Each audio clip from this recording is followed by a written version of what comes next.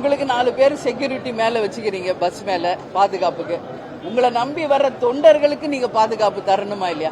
இப்ப தேமுதிக நீங்க எடுத்துங்க, 2005 நம்ம கட்சி ஆரம்பிச்சு இத்தனை ஆண்டு காலம் எத்தனையோ கேப்டன் வந்து மாநாடுகள், பொதுக்கூட்டங்கள், திருமணங்கள், எவ்வளவு நிகழ்ச்சி. ஆனா வருகின்ற அனைவருக்கும் தொண்டர் படை, ஏன்னா காவல்துறை வந்து நிச்சயமாக ஆளுங்கட்சிக்கு மட்டும்தான் அவங்க வந்து நிற்பாங்க. எதிர்கட்சிகளுக்கு காவல்துறை சப்போர்ட் பண்ணாது. இதான் உண்மைங்க. விஜயன் சொல்றாரு, காவல்துறை என்ன பண்றீங்க, காப்பாத்துங்கன்னு. பண்ண மாட்டாங்க, இதான் உண்மை. அதனாலதான் தொண்டர் படை அமைச்சு எங்க தொண்டர்களை நாங்க காப்பாத்திக்கிட்டு இருக்கோம் இத்தனை வருஷமா. அது மாதிரி விஜய் அவர்களும் இனிமேல் உங்களுக்கு எப்படி பாதுகாப்பு வைக்கிறீங்களோ உங்களை நம்பி வர தொண்டர்களுக்கும் தாவேக்கா பாதுகாப்பு ஏற்பாடு பண்ணோம். உணவு, தண்ணீர், இன்னும் ஒரு பெரிய இடத்துல இந்த மாதிரி இல்லாம, ரோட் ஷோவா இல்லாம ஒரு பெரிய மைதானத்துல நீங்க நடத்துனீங்களே ஒரு மாநாடு, அந்த மாதிரி பண்ணி மக்களை பாருங்க. ஒரு தொகுதியில தப்பு இல்லை.